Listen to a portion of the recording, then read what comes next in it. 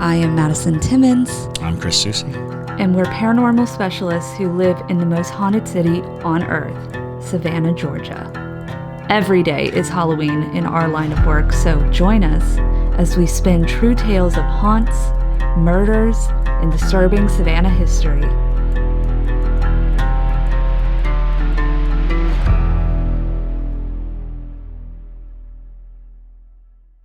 I'm Madison. I'm Chris. And welcome to the most haunted city on earth.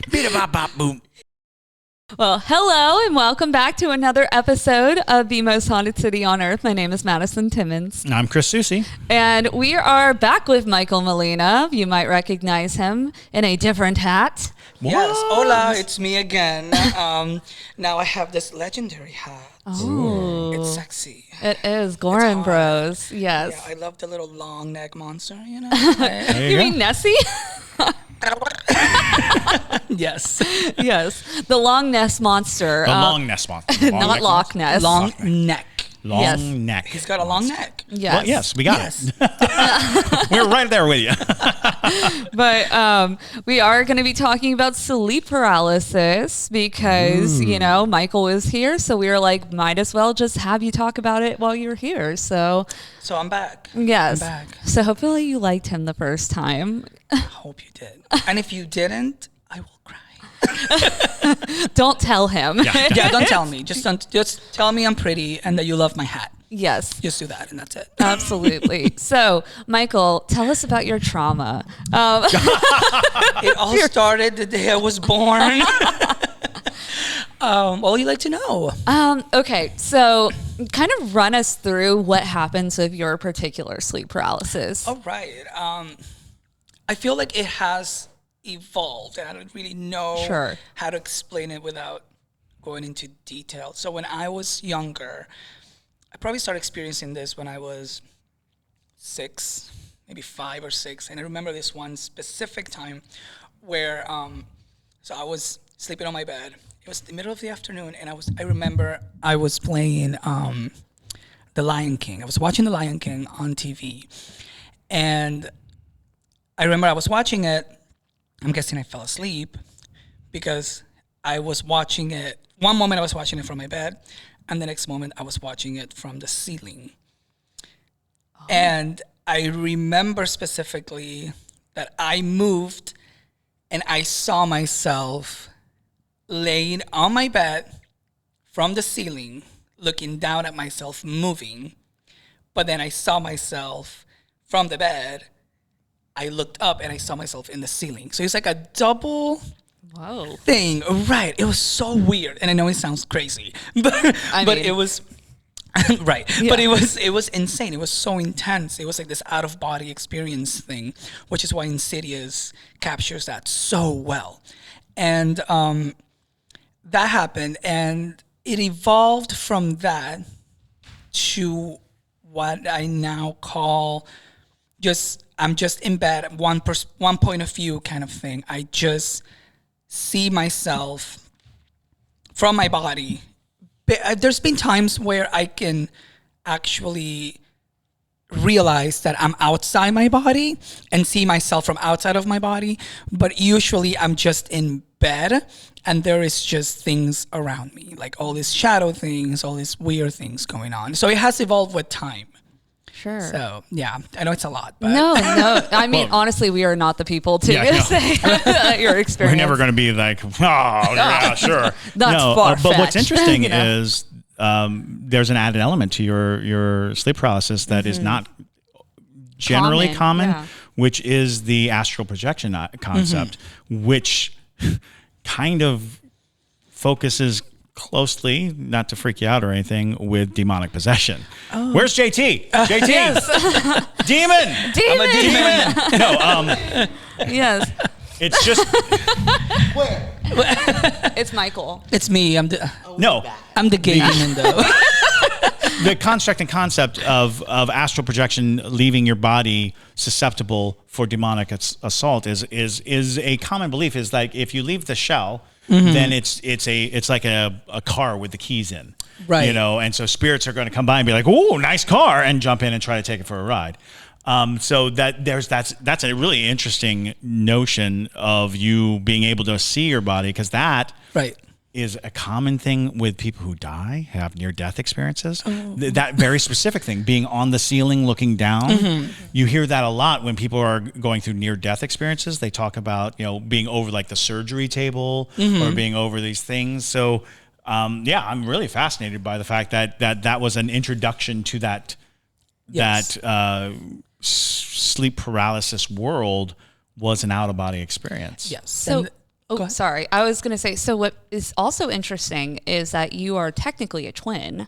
And so, twins are naturally usually kind of at a heightened different state. When you have that connection from the womb with a second human being, a lot of times you are more open and more susceptible to, paranormal activity. So I find it interesting that you have that astral projection type of ability as well. But it's bizarre that you bring up, my twin, because for people who don't know, so I am a twin, but my brother did pass away, but it was only like 20 days after birth because we were both premature babies. That being said, I've always wondered what it will feel like to have this connection with someone. I feel like twins are connected somehow. Oh yeah, absolutely. And I've never thought about it that way, to be honest. That also harkens into a construct and concept that in the spirit realm, that connection is not severed. And so the you that was on the ceiling may not have been you. You may have been switching perception between the twin that is spiritually following you around. And thereby, in this state, you are able to switch, Oh, that's cool. That would be cool. Cool superpower. A strange, peculiar superpower, but also raises the question of who's really sitting at the table with us. Ooh. It said Michael or Eric. That was his name. Oh. So Eric, if you're here. Well, and floating. Right. And would Eric even know is a wider question, because again, being a storyteller and a writer, it's like, well, this is an interesting one. I like it. Yes. Because then it could be that sometimes Eric is driving the car and sometimes... That's so interesting. And then now we have an interesting whole series of questions. But I do like the connotation, and we had discussed this a little. We just recently had a live podcast with some Patreon members, but we discussed the idea of sleep as being the field between living and death. You're giving up a lot of the solidity of the real world in dream, and a lot of the things that we accept as truth and reality. And now you're in the dream realm, where on the other side of the dream realm is death. Right. So spirits can be infiltrating and moving through. And so when you're suffering from sleep paralysis, you are looking basically straight through the veil. You're asleep but awake. You're dreaming but awake. And I think one of the questions that came up was, do you have any iconic things in your visions? Like, do you see something regularly, the same thing, or is it amalgam of different and shifting things? Usually it's just shadow, what I like to call shadow people. Sure. Oh, yeah. It's a bunch of shapes and shadows, and more than anything, it is voices, like deep, like demonic, creepy. Would you voices. say they're the same voices? No, it's multiple voices. It's a lot of voices, and they all kind of like merge together, and I can hear them, and then I'm like, okay, I'm in the little insidious world right now. I need to snap out of it. Okay, what can I do? But I cannot move. And there's instances where I do, astral project, and I do see myself struggling to get up.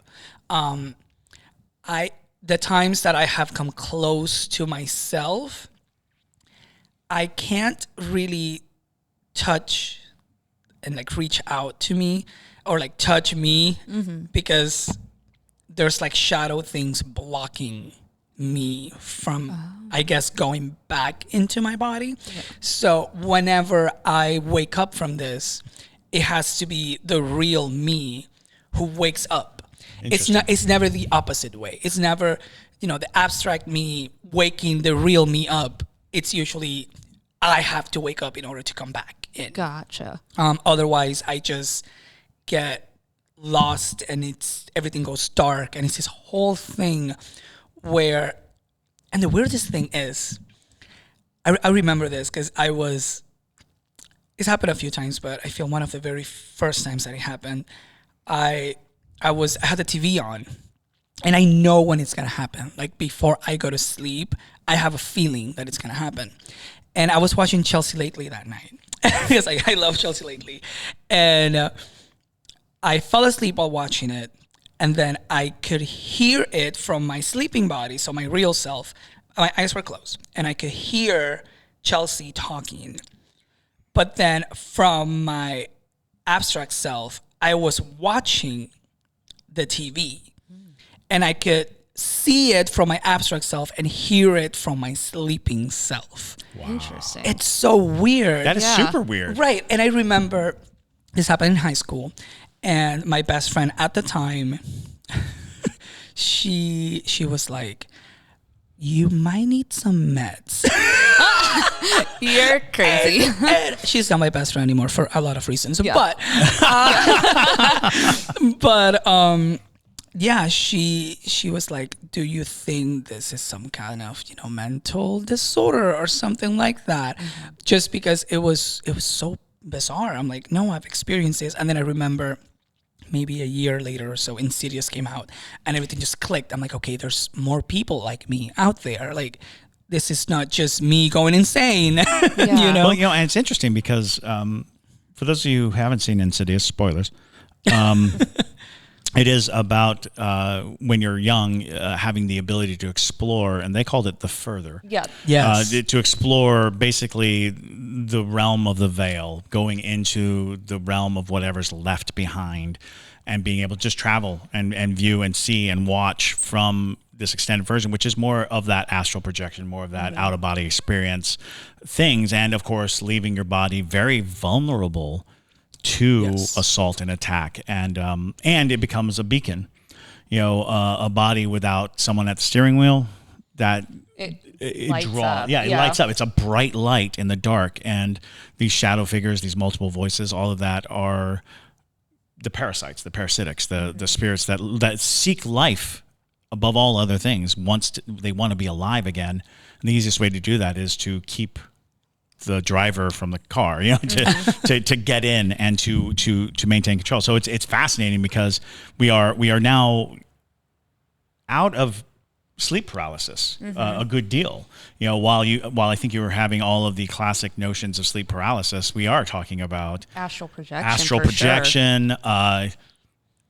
And we use the word demon a lot, but without the religious connotations, just these dark figures that are drawn specifically to cracks in our reality, ways in, and a person who can do this, is a doorway. Because in our last podcast you had mentioned that Insidious was very much like a reflection of what you go through. Yes. And in my mind, I was like, that's interesting, because in my mind, I'm like, is sleep paralysis the thing that goes on in that movie? And it's like, well, no, not exactly. But you tend to now have the first person account, the inside the body, frozen in bed account, which I wonder if that's not because as you grow older, you kind of recognize the threat. Yes. It could be. I think last time I had it was probably like 2, maybe 3 months ago. And it's weird because the older I get, the less I have them. Sure. Because when I was younger, I'll have them all the time. It will be almost a nightly thing, especially when I was like 5, 6. It will happen a lot. And the ominous rain now coming. God, oh my Michael, God. Did you pay for this? I did. Oh, okay. I love this. It's just thunderously raining now. I love this. It's adding to the dramatics of, my out-of-body experiences and going into the realm, into the further. Into the further, yes. Into the further. But it's interesting that you say it's gotten less and less, because children are the most susceptible to astral projection. Children are often the most susceptible to most paranormal things, just because they're so curious. They're so open to any kind of concept. If you tell them at night you can fly outside your body, they're like, absolutely, I can do that. There's no limits to children. Right. And so, but it does scar kids when you go into something that's so scary as astral projecting, because yes, there are some very interesting things that can happen in the plane.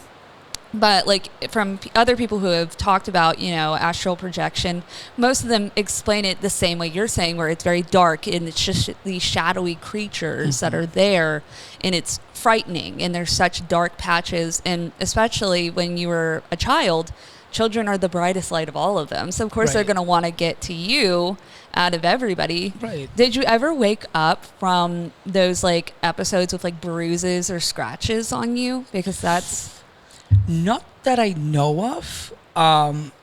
Again, I don't think I've ever been touched by any of the shadowy creatures. It's more like they want to come near me, but somehow I don't know if it's the real self or the outer self, but somehow I keep them away. Sure. And then I snap out of it because I know I'm in it. And one thing I've noticed is when I am in it, time changes. It feels like an eternity when I'm there. And it's only been 5-10 minutes in real time. But there, it just feels so long, and everything is so gray and just creepy. Overall, it's just creepy. There are all these things on you. And part of me wants to explore, right? Sure. Part of me is like, I wonder if I can just go down the hallway, if I can go to the kitchen or do this or do that. And I never have. And it's smart. Yeah, probably a good idea. Right. I mean, when I was younger, it was obviously out of fear. I'm like, I don't want to go down there. I want to wake up. Let's wake up. But now as an adult, it's 100% out of fear too, but it's more that I now recognize that I am there and that I don't belong there. And I'm like, I need to get out of here. I don't want to be here. I don't want to explore. I need to wake up. So I make the noises. Right. I make the noises and I wake up somehow. Well, that's amazing to connect to the physical nature of hearing. Because that's a physical action. Right. People, a lot of times we get confused when we talk about spirits watching us and spirits, hearing us, or even spirits speaking, because they don't have ears, they don't have eyes, and they don't have vocal cords. So there is a different thing going on in their perception than what we are used to thinking of. So you're calling upon a physical thing. When you make noise, there's a little drum in your ear beating out the vibrations so that you're going through that natural anchor of a physical body. Here's a question: have you ever slept? Have you ever slept-walked? Slept-walk? Is that right? Sleepwalking. Sleepwalking. Do you no, ever sleepwalk? I never have. Really? That's great I because never have. I've always termed sleepwalking as the other side of sleep paralysis. Because sleep paralysis is basically waking up and not being able to move. Sleepwalking is being able to move without waking up. Mm-hmm. Yeah. I'm a sleepwalker, so that freaks me out. Well, that's just it. Because being asleep, and not to be overly dramatic, but I think sleepwalking is closely linked to possession. Because it is a period of time when you are not in control. And so what is, and people are like, oh, well, it's a subconscious, so it's this, it's that. It's like, yeah, but when you're around enough of supernatural events, paranormal activity, you start to realize that chief and, overriding desire to be a part of the material world of spirits, especially spirits that were never a part of the material world, demons or creatures that have never been human, their desire to experience this world is so overwhelming that when we're asleep, like we said, we're exploring a dream world. We're having these many out-of-body experiences because we don't bring our consciousness with us. If you start moving around, if you walk around, if you find yourself walking around. Because I had a series of terrible sleepwalking bouts in high school, and I had acquired an old, gnarly book that I was reading as much as I could, but it was like crazy translations, and it was a demonology book. And during the time that I had that book, I would find myself in the woods. I'd wake up in the woods. Wow. I mean, my house was in the woods, so it wasn't like I took a huge journey. It was like out into my yard and we had a pool, which at some point I was afraid I was going to walk into that pool. But that notion of something is making me sleepwalk, and it's like I deemed it, I'm having bad dreams based on this book, so I got rid of the book. And the moment the book was no longer in my house, I never sleepwalk again. Wow. And I was like, So whenever I talk to sleepwalkers, I always like, so tell me, how's your paranormal life? How do you approach paranormal activity? See, it's funny because I've only sleepwalked for like a handful of times in my life, but I always sleepwalk with my eyes open, which is even freakier. Yeah. Because the first time I ever was sleepwalking, I was probably like 11 or 12 years old, and my sister was younger, obviously, and so she sometimes liked to sleep on the little couch that was in my parents' bedroom. And so my mom woke up one night because she heard something moving in her room, and she sees me walking over to the couch and staring at my sister with my eyes wide open, and she was like, Madison, hello? She's like, what are you doing? And then I go to sit on my sister, and then I look back at her, and then she goes, no, you can't, like, get off, get up. And I was like, that. And then I got back up, and then I walked back to my room, which was so bizarre. Oh, that is super bizarre. And then I had a sleepwalking incident recently. It wasn't that bad. It was just bizarre because, again, I sleptwalk with my eyes open, but I brought, this was in our house now, which we did talk about this briefly, where I've been having weird instances in my house in general. But I brought my dog with me, and I woke up in the morning on our couch with my dog. Oh. And I'm like, this is so strange. Yeah. Yeah. Been having weird instances with dreams recently. I told the Parajunkies that were on our live stream how I had a dream recently where, and this is after I did a little mini investigation in our house, and I found some like very odd evidence where I believe that like somebody was murdered in the unit upstairs in the attic area. Oh my God. Yeah. So our house is very haunted. Michael's staying with us, so like he's like, congratulations. Fun. So what I saw last night was right. I'm like, if you did, you probably saw something. On your way to sleep tonight, go up into the attic. Okay. Yes. Yeah. And so I had this dream a couple weeks ago where basically I was in an attic that I didn't recognize, but I felt like something was there. And so I have a tendency to be curious. So I called out to whatever was there. I was like, hey, if something's here, make yourself known. And I just hear crying woman, like repeating over and over and over again. And then I feel like physically in my body, something grab my ankle. And in the dream, it is dragging me around this attic area. And then when I wake up, because I was like, okay, get out of that, and I still feel that hand on my ankle, like it was grabbing my leg. Wow. So weird things have been happening. I think just this house in general has really unlocked a new paranormal sense of mine. Sure. Which, happens. But the sleepwalking thing has always confused me in my... Well, yeah, and I'm not saying that sleepwalking is inherently supernatural. I'm not suggesting that, but I have noted that when we talk about dreams and we talk about being able to communicate in dreams, the susceptibility of a human being while asleep to paranormal assault, pretty high. Yeah. Because you're already in a brain pattern that accepts a wider reality than the one we live in. So, that's pretty inviting for a ghost and a spirit. Yeah. I've never experienced sleepwalking. Yeah. The closest thing, for those of you who don't know, on the previous episode, I mentioned how in order for me to get out of my sleep paralysis, I have to make these noises for me to wake up.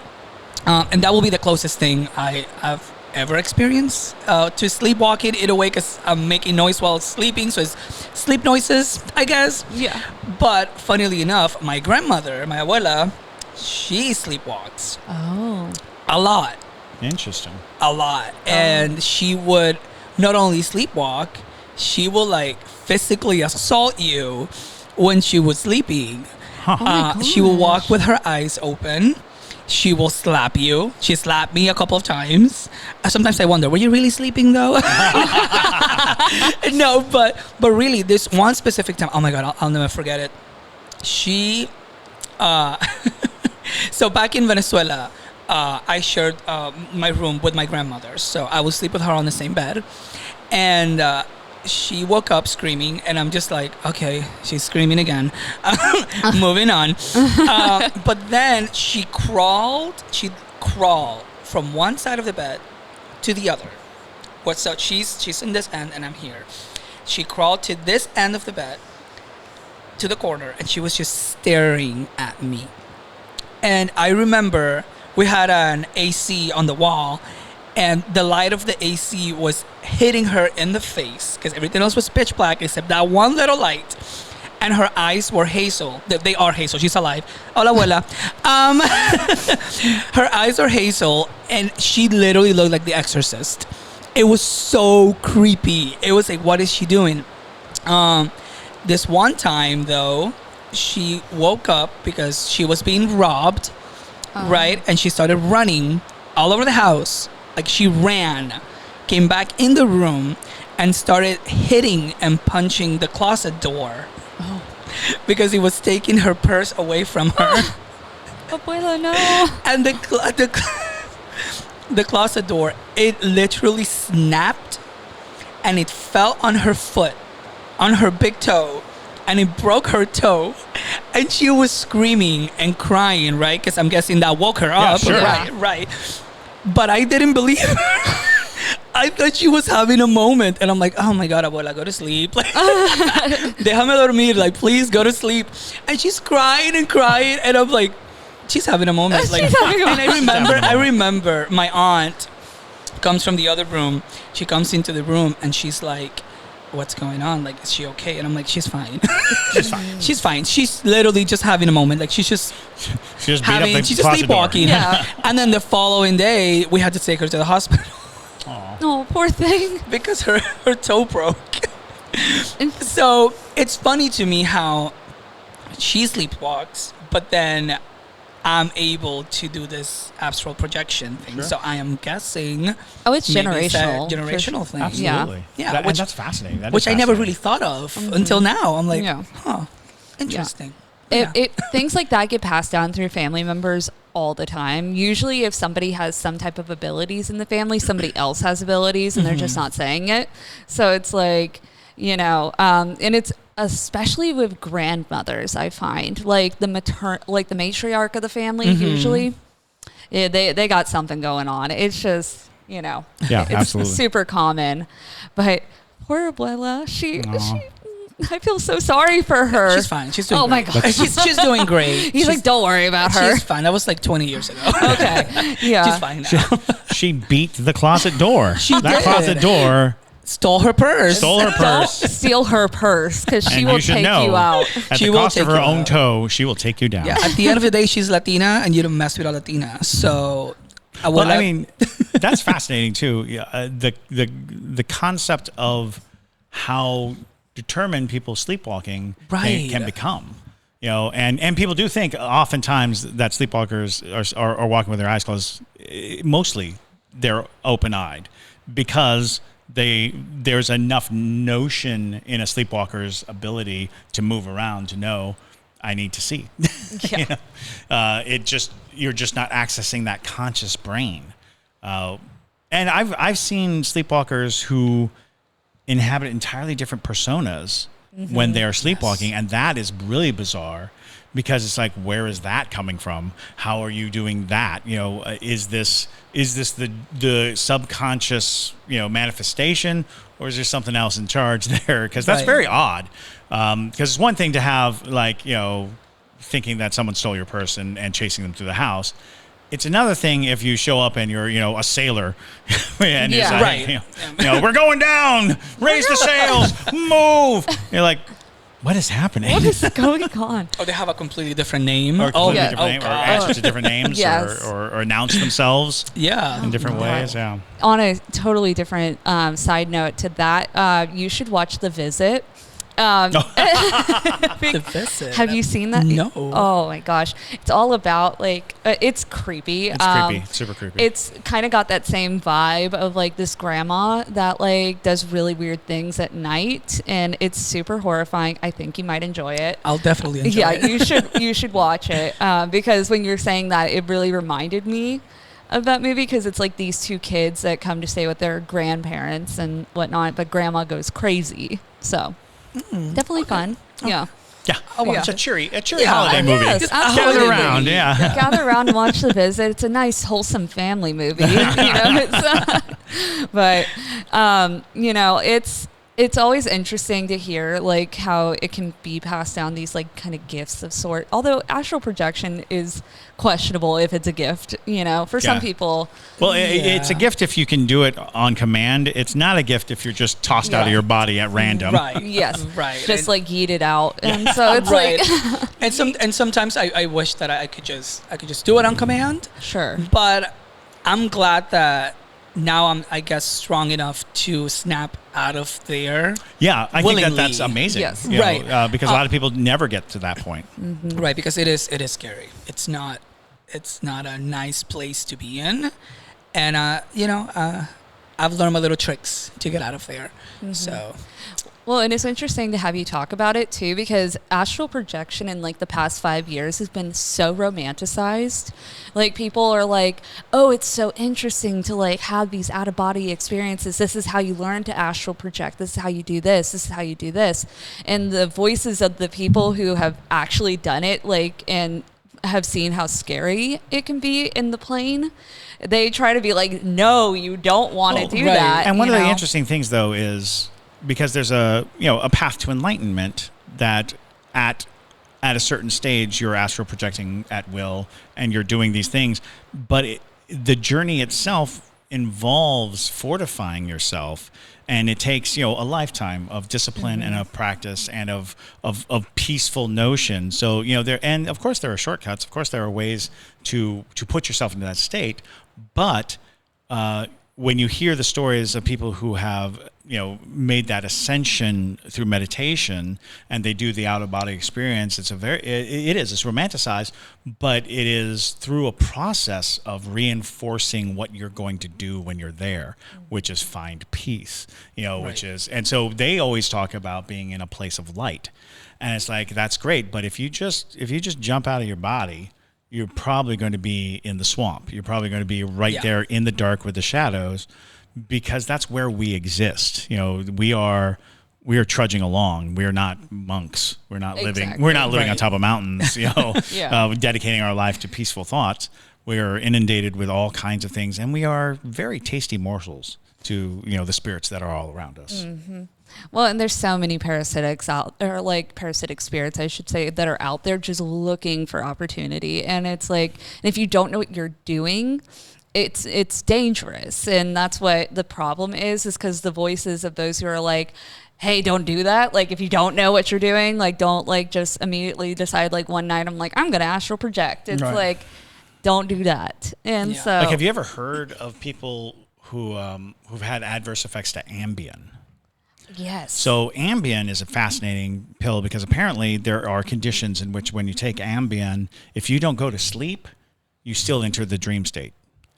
And it causes horrible. I have a friend who literally like tried to drank every alcohol in the house out of the bar, all of it. He took every pill in the cabinets. He tried to freebase an aloe plant, all while on Ambien, and he went blind. Like he was like in the hospital blind. He could not see. They weren't sure he would have brain function again. They were really concerned for him. And this was all as a side effect of the fact that he was somehow in a dream state. And that dream state made him want to abuse alcohol and drugs. And I was like, that is the most outlandish. But then I think about when you hear side effects and they're like, increased gambling. Increased gambling is a side effect of taking a medication. And they're like, self-destructive behaviors, sleep driving. I'm like, oh, yeah. What? And it's like, yeah, you can take Ambien and then end up in a car. Driving somewhere. Yeah. I'm like, I'm really wary of this. How's that? So they're like, be sure if you're going to take this medication that you are on your way to bed, that you are going to be asleep before the drug really, really, does its work. I'm like, that's fascinating. That is horrifying. But it does speak to this concept of our bodies having kind of a puppety effect. Yes. Once we've entered the dream state, any number of things can take charge. And even if it's just some corridor in our brain that takes charge, that was a corridor that was closed off to the waking world for a reason. Yeah. Yeah. It's not fun to be there. You feel very vulnerable. I don't know how to explain it. It's a different kind of vulnerability. It's not like, how people say, oh, when you're naked in front of others, that's the most vulnerable you'll be or something like that. But that's not it's like a deeper, I don't know. Well, your soul is exposed, essentially. Right. I don't know how to explain it. And especially when you have all these things looking at you, wanting you in a way, but never truly coming close enough to you to do any harm, but they're there. And I feel like that makes it even. It must be that worse. instinctual sensation of being prey.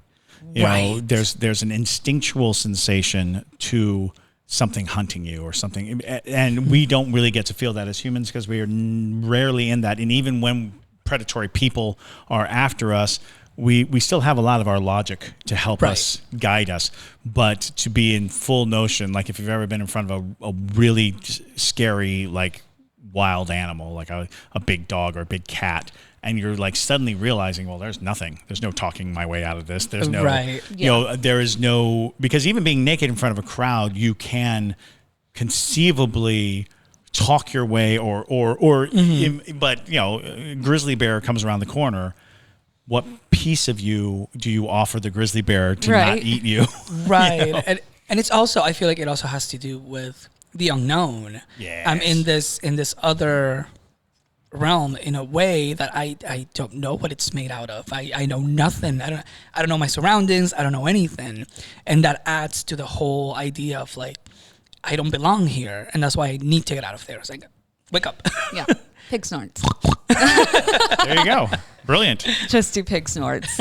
And not everybody's going to come up with that answer. That is true. Everybody kind of has their own ways of getting out of things like that, is what I've seen or heard. Everybody has like whatever makes you feel like the most in control of yourself. So for you, you're like, okay, I know like noise is going to wake me up. So, snort it out.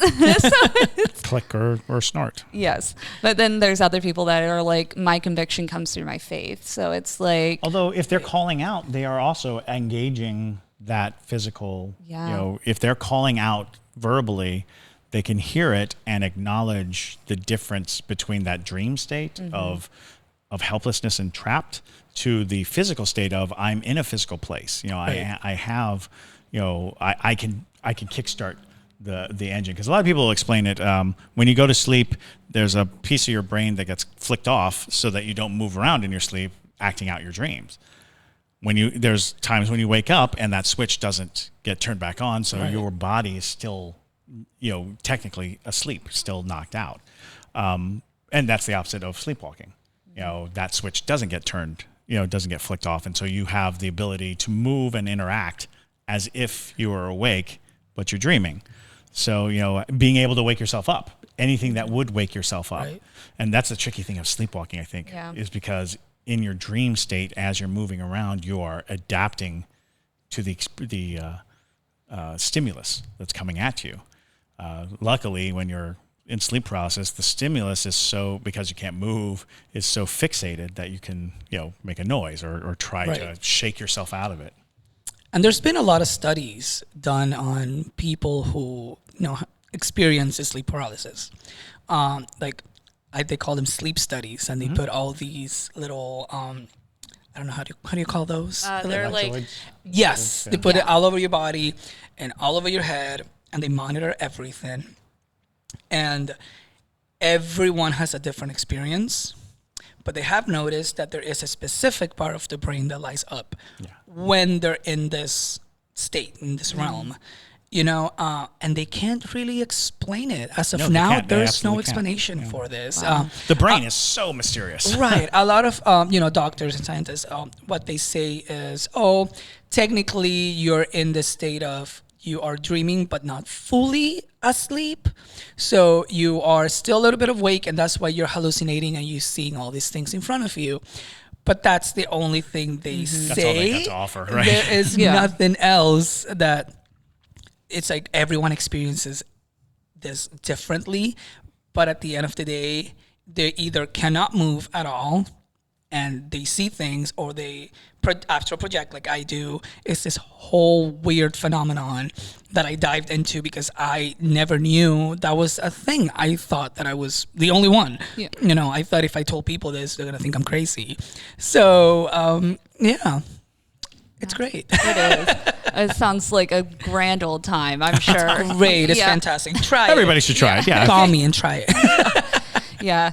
Now I'm like going to do some deep diving into sleepwalking and how it affects paranormal, because I don't know why. I've never even thought of that. By that. Yeah. And, I don't know that people make these direct, because when things happen in commonplace enough that we determine it as not being special. I go on about this a lot with childbirth. We've kind of just decided that it's not a miracle. It's medical, it's biological. It's a miracle. That's a human being. It came out of nothing. That human being was not here, 9 months ago. Did not exist at all. So, the fact that we can water down wonder. Sleepwalking is fascinating when you think about it. It is you not in control, moving about, doing things, acting out scenarios, and having these weird physical adventures. That's your body on the line there. Right. Yeah. And there's no real telling how many deaths are attributable to sleepwalking, because who knows? Somebody could just walk out on their balcony, over the balcony, and people would think they fell by accident or that they killed themselves. Could have been a sleepwalking incident. Rolling down the stairs, sleep driving now, a thing to be worried about. That is true. Yeah, and make sure you don't do what I did, like grab your dog. Look, Argyle, though. Although if Argyle was sweet about it, I mean, she stayed with me. I was like, you're the real one. You're a homie, apparently. So it's like, because she didn't leave. She's like, oh, Mom's crazy. It's okay. But don't take your dog with you when you sleepwalking. So you walk the dog JT right into traffic. killed me when I told him, because he woke up obviously and I wasn't there, and he was like, "Why are you out here? And why do you have Argyle?" And I'm like, "Oh, I must have sleptwalk." And he's like, "You did what with my dog? You did what?" Because that is his baby, if y'all haven't realized right now. He didn't care that I was sleepwalking. He was just mad that she was with me for the journey. And so, well, and if the dog were in any peril, I'm sure the dog would have made noise. I'm sure Argyle would have barked or woken you up. So at the very least, the fact that you can pick up a dog without alarm, without the dog being alarmed, maneuver the dog around and sit down somewhere else with it and be, engaging with the dog. That's fascinating. Yeah, it was her and not Tartan, which was really weird. That's telling. Yeah, I know, right? And Tartan probably would have been even calmer about it. Even if I did something really bizarre, he probably wouldn't have alarmed or alerted anyone. Argyle, I'm very surprised she cooperated with that. I'm very shocked she didn't kick me in the neck or something and been like, I was asleep, like, leave me alone, She is very sassy. She's very sassy. A silky terrier, but, well, thank you, Michael, for this lovely discussion of your childhood problems, I guess. Trauma. Yeah, trauma. That's great. Thank you for sharing your trauma. That's how we're bonding through trauma. Yes. But this turned from like a conversation that I thought was going to go really different to a whole new topic. Well, we're just going to have to find another sleep paralysis person to get in there. Maybe we'll have Kiwan. I don't know if Kiwan will want to talk about his sleep paralysis, but maybe one day. We'll keep it very clinical. Yes, very clinical. Yes. But yeah, definitely. It was very interesting to talk about astral projection since we have never talked about that. Surprisingly. Yeah. I mean, that is a key component in a lot, especially possession stories. When people talk about possession, a lot of times the person who was possessed will talk about watching from the outside, basically being forced out of the body or compressed into a dark place that they couldn't quite access. So I often think of like the moment you first hear astral projection and dark shadowy figures, like, oh, really? Tell me more. Tell me more. Shall I call the priest? Right? Seriously. But awesome. So if you guys have any sleep paralysis stories that you'd like to share with us, you're more than welcome to send those our way. If you don't already follow us on TikTok, go follow us over at the Savannah Underground, and then on Instagram at the Most Haunted City on Earth. We have lots of fun merch on Haunted City Podcast. That's our website. And if you are a parajunkie, you have a secret store coming to you soon. So lots of fun stuff coming around. But with that, y'all, thank you so much for watching. My name is Madison Timmons. I'm Chris Susi. And stay spooky, y'all.